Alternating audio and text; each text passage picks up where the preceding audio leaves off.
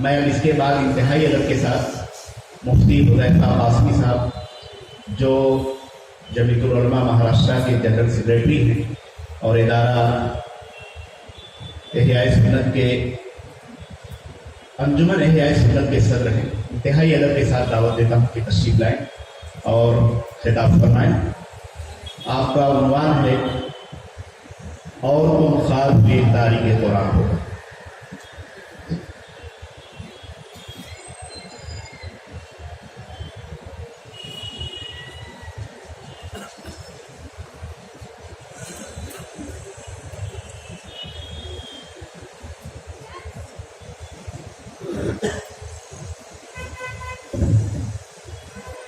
السلام علیکم ورحمۃ اللہ وبرکاتہ۔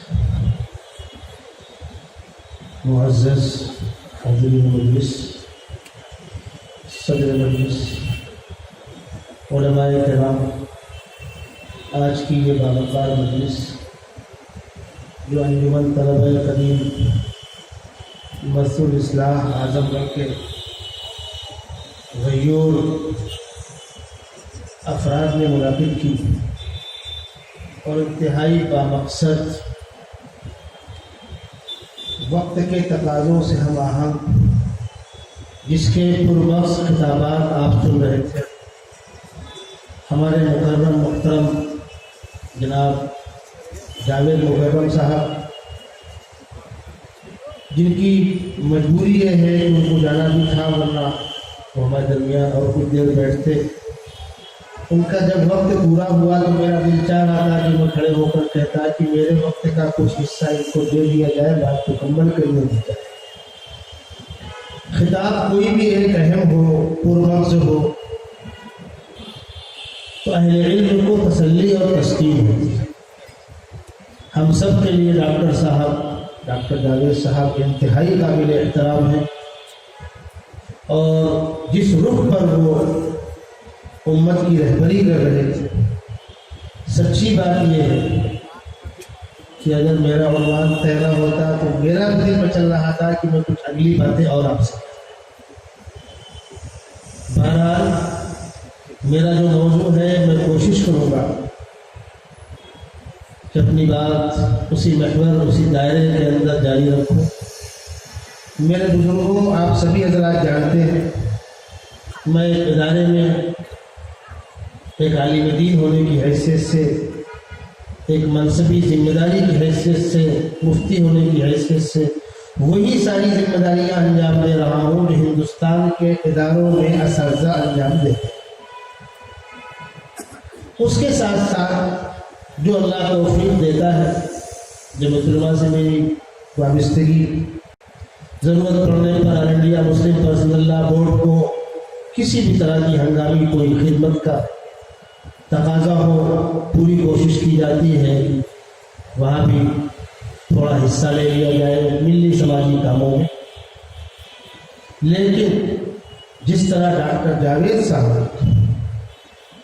اپنی بات کو بڑے درد اور افسوس کے ساتھ کہہ رہے تھے، لیا جائے گا اس سے کام دنیا کی امامت، اسی درد اور افسوس کے ساتھ میں بھی آپ سے یہ بات کہہ رہا ہوں کہ قرآن مقدس یا علوم اسلامیہ کے سلسلے میں جو جمود پیدا ہو گیا اور جو دین دنیا کی تفریق پیدا کر دی گئی ہے، یہ دراڑیں ختم ہونی چاہیے۔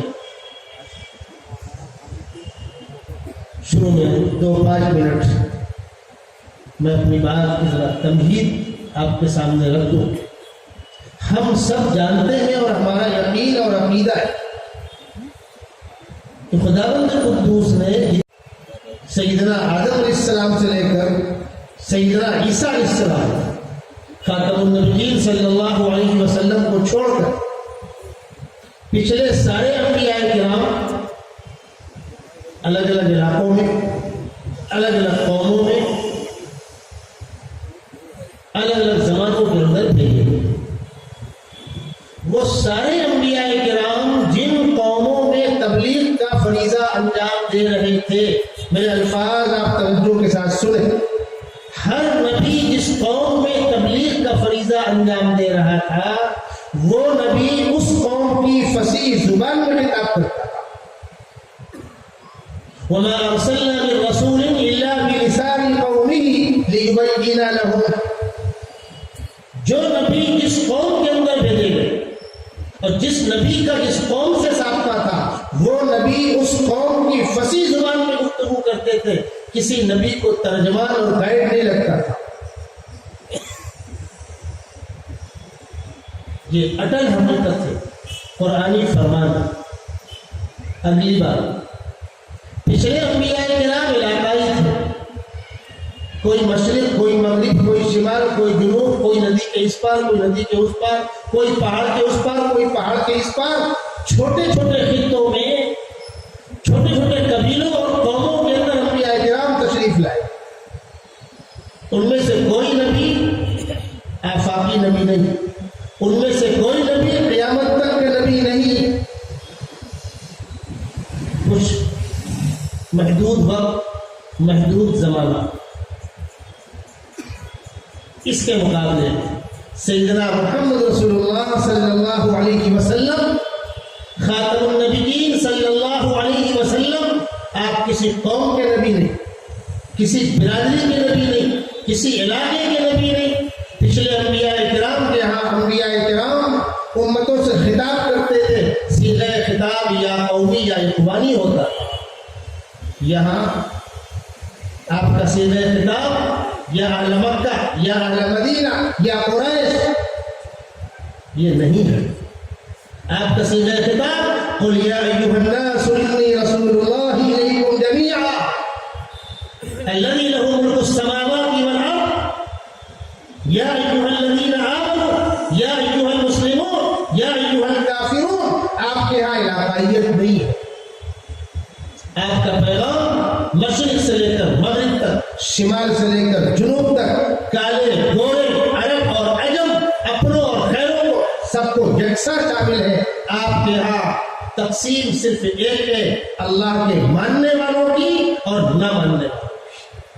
دوسری کوئی تقسیم نہیں.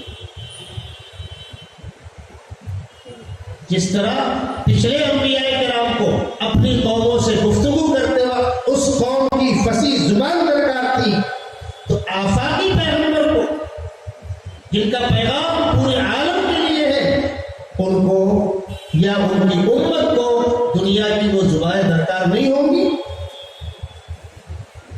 پچھلے ہر نبی کو جس قوم کے اندر بھیجا گیا اس قوم کی فصیح زبان سکھا کر بھیجا گیا. ہم جب پورے عالم کے اندر اللہ اور اللہ کے آخری پیغمبر کے پیغام کو پہنچانے کا دعویٰ کرتے ہیں اور حقیقت میں مکلف بھی ہے، تو جن قوموں تک اللہ کا پیغام پہنچانا ہے ان قوموں کی زبانیں سیکھنا عین دین نہیں ہوگا.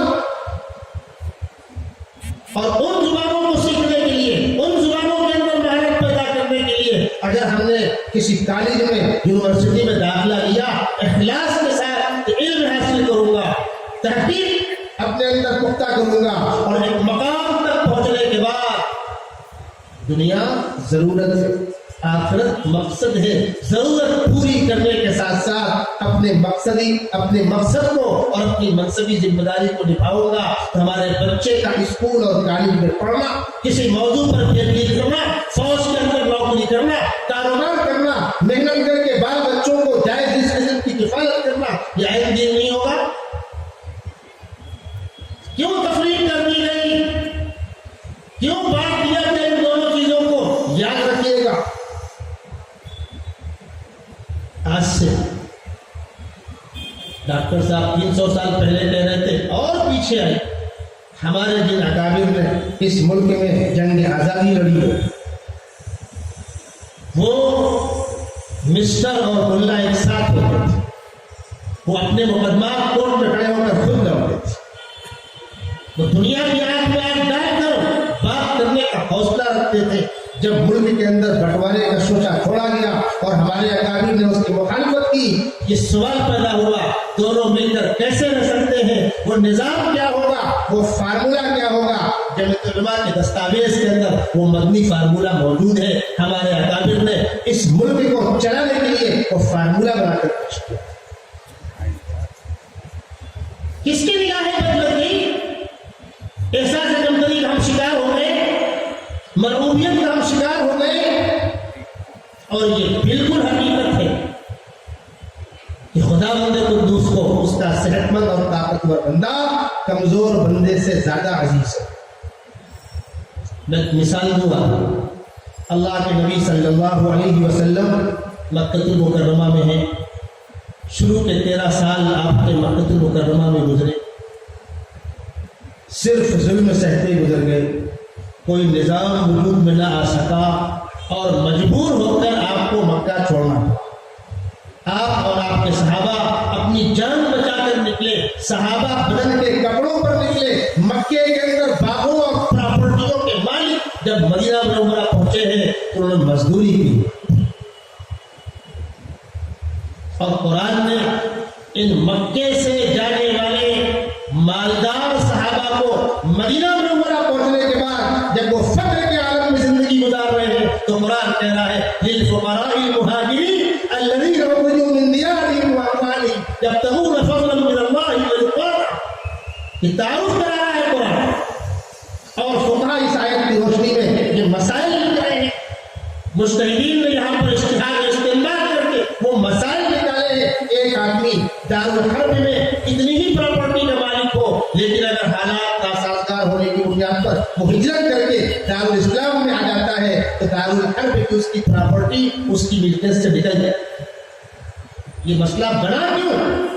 وہ مالدار صحابہ جو مکے میں مالدار تھے، مدینے میں آنے کے بعد ایک ایک لقمے کو ترس رہے ہیں اور صحابہ کے گھروں میں فاقے ہو رہے۔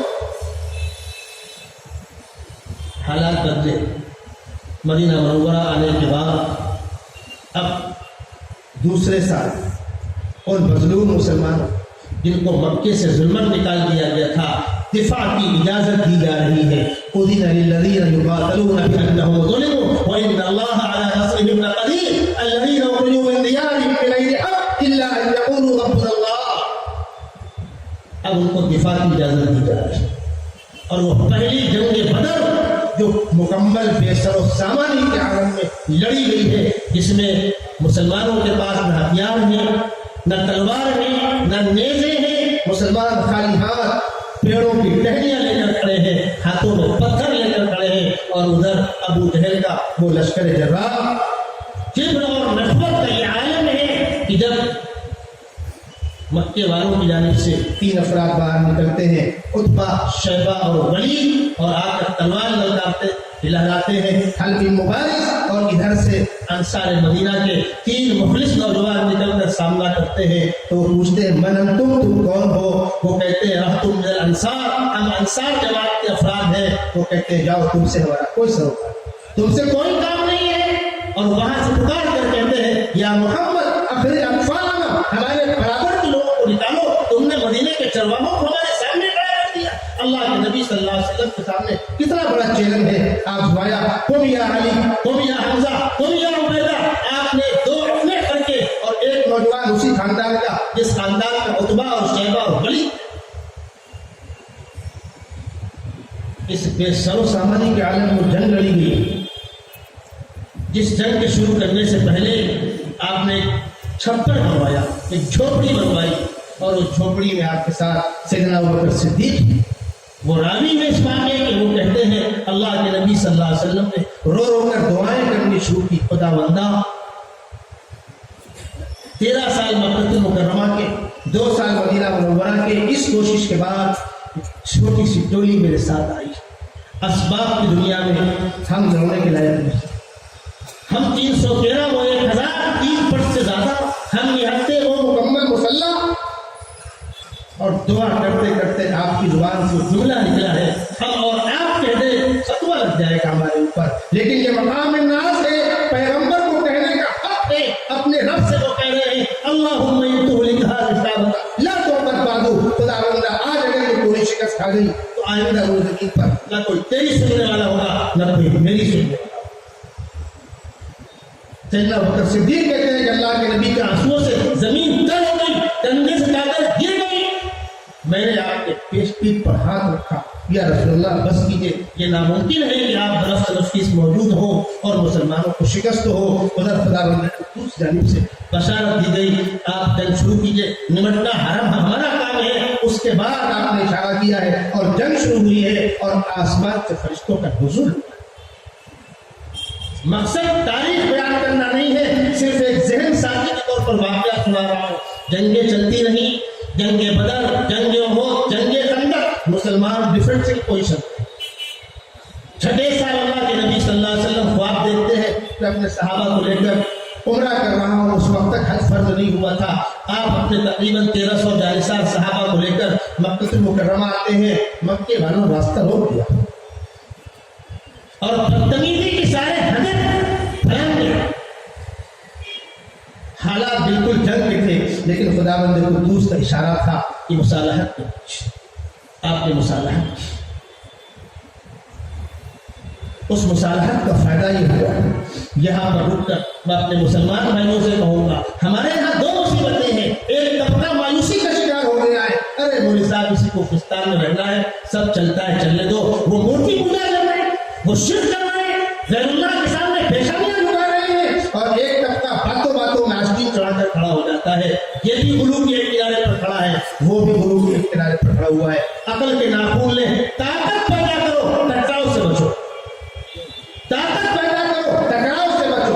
ہماری حالت یہ ہے، ابا پردان دادا ہمارے چودھری تھے، ایٹھن جانے کو تیار نہیں، اور طاقت کے نام پہ ہمارے پاس کوئی بھی۔ طاقت پیدا کرو، ٹکراؤ سے بچو۔ صلح حدیبیہ میں یہ پیغام آپ نے مصالحت، صحابہ اس مصالحت کے اندر، اس صلح حدیبیہ کے اندر جو پوائنٹ ڈالے گئے تھے، جن شرطوں پر وہ صلح ہو رہی تھی، صحابہ برداشت نہیں کر پا رہے تھے۔ کیا تھی وہ شرطیں؟ مکے کا کوئی آدمی بھاگ کر مدینہ جائے گا تو آپ کو پلٹانا ہوگا، آپ کا آدمی ہمارے یہاں آئے گا تو ہم نہیں پلٹائیں گے۔ اس کو صلح کہتے ہیں، غنڈہ گردی کے۔ صلح نامہ لکھا جا رہا ہے من محمد رسول اللہ یا اہل مکہ، تو وہ کہہ رہے محمد رسول اللہ کاٹو، محمد بن عبداللہ لکھو۔ صحابہ اس کو برداشت کر سکتے؟ اللہ کے نبی نے مسکرا کر فرمایا تھا، اور وہی اٹل حقیقت ہے، تم مجھے رسول اللہ ماننے نہ ماننے کا یہ پابند تم کو نہیں ہے۔ جس طبقے کی میں نمائندگی کر رہا ہوں وہ طبقہ مجھ کو رسول اللہ مانتا ہے۔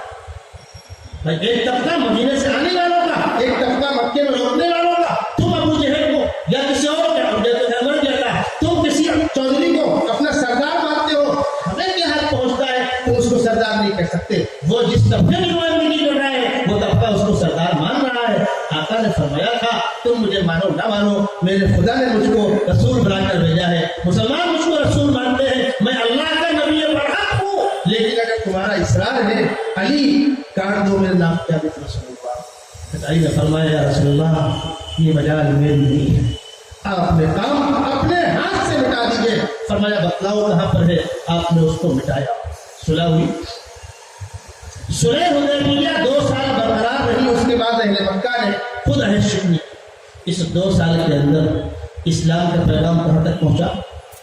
آپ نے وفود روانہ کیے، دنیا کی قومیں چل کر مدینے میں آئیں، اللہ کے نبی کی مجلس میں بیٹھی، امن ہو گیا۔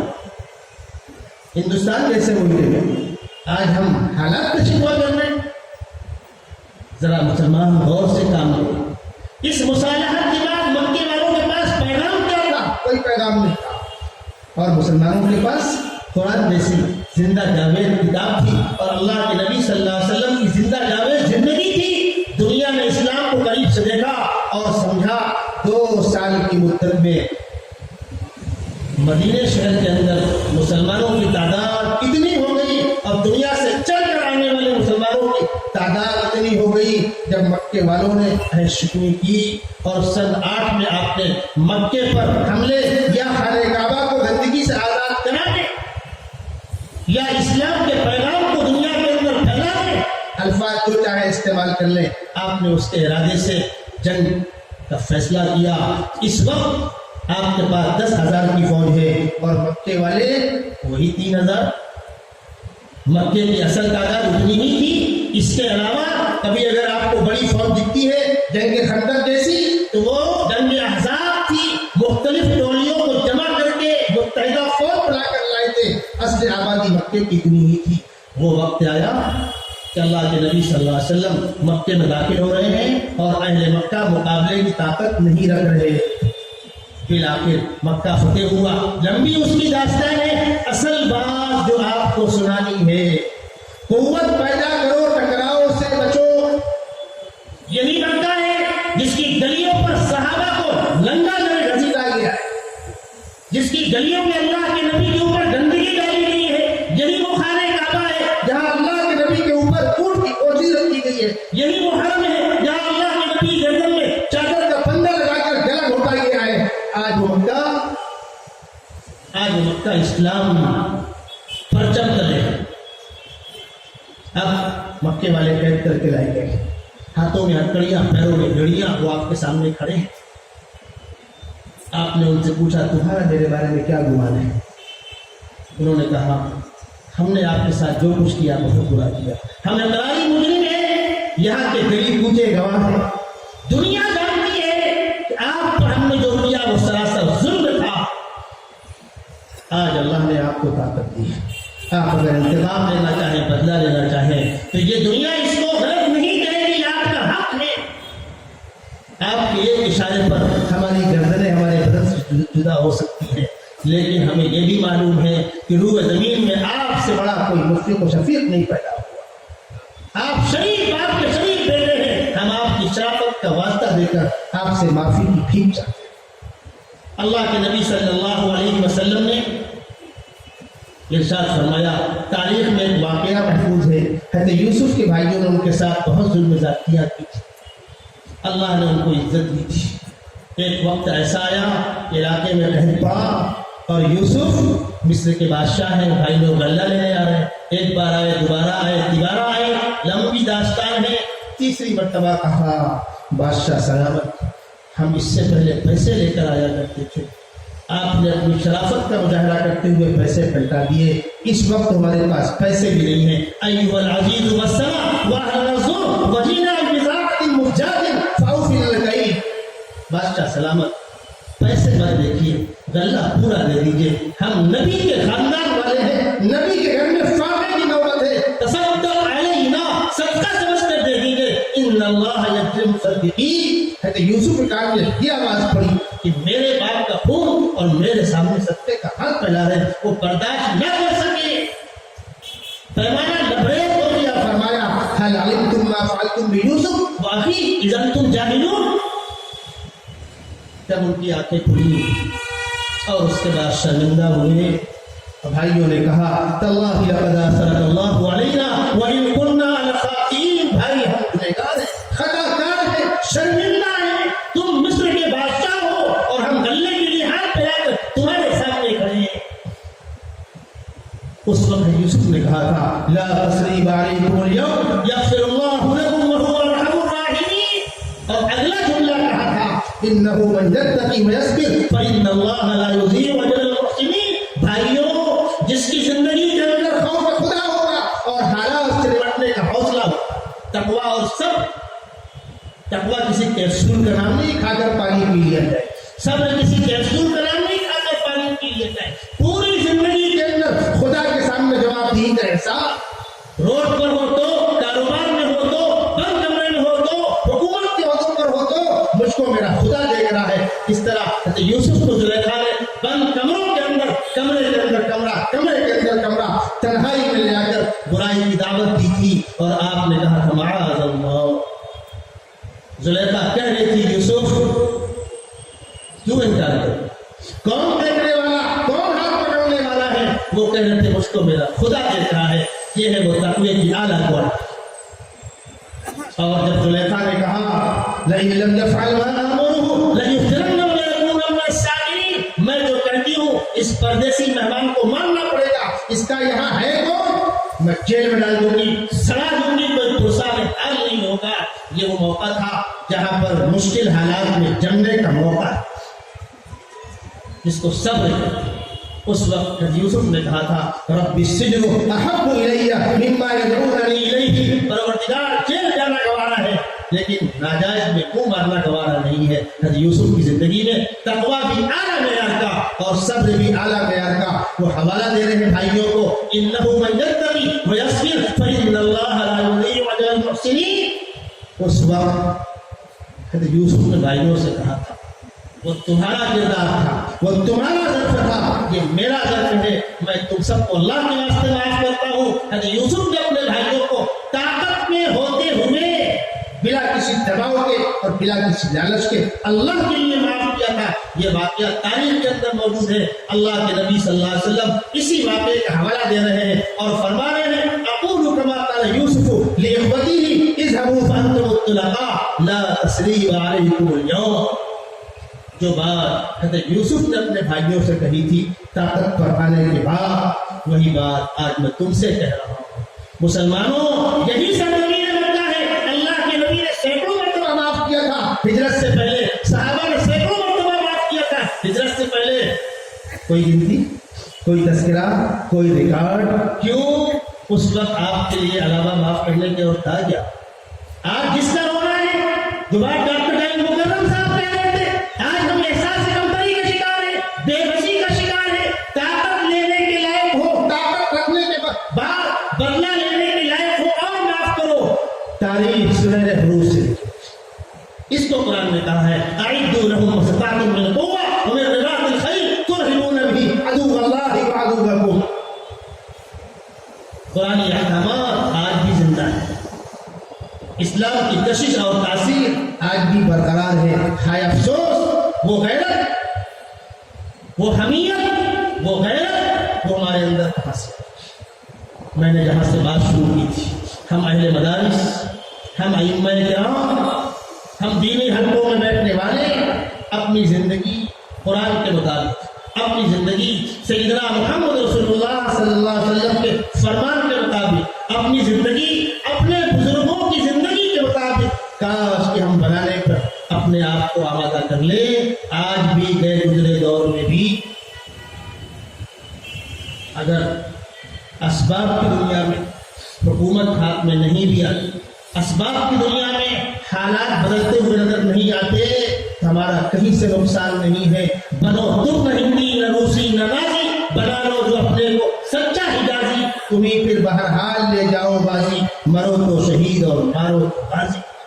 امت کو اس پیغام کی ضرورت ہے، خاص طور پر نوجوان طبقہ اس کا خون گرم ہوتا ہے، بتانے کی کوشش کی جا رہی ہے۔ مسلمانوں، ہمارے پاس قرآنی پیغام موجود ہے، اور پیغام کب کام کرتا ہے؟ جب ماحول پرامن ہو اور پرسکون ہو، ماحول کو پرسکون رکھنے کی کوشش کی جائے، میل و محبت کے سارے کام کیے جائے، ایکتا اور اتحاد کے سارے کام کیے جائے، لیکن اتنی ہی فارمیلٹی کر کے فرصت نہ لے لی جائے، بلکہ موقع پڑنے پر اسلام کا پیغام محبت کے ساتھ دیا جائے۔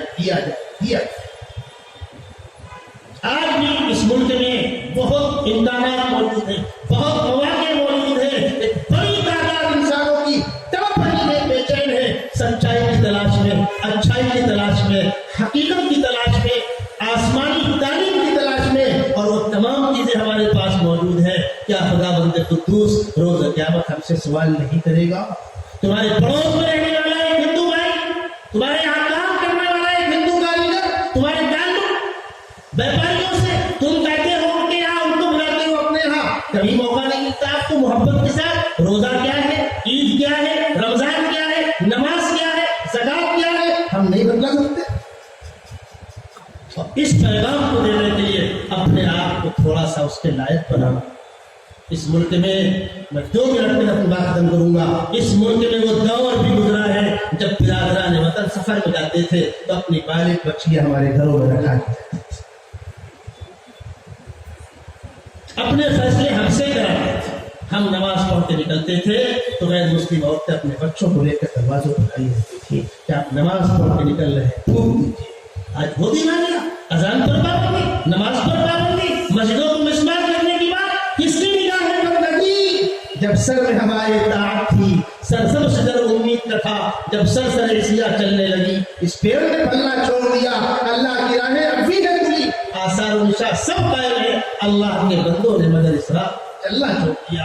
اللہ ہم کو اسراف پر چلنے کی توفیق عطا فرمائے۔ میں مبارکباد دوں گا انجمن طلبہ کریم منصور اصلاح، اس موضوع پر چونکہ بہت سی باتیں ہو چکی ہیں، میں ان کو دہرانا نہیں چاہتا۔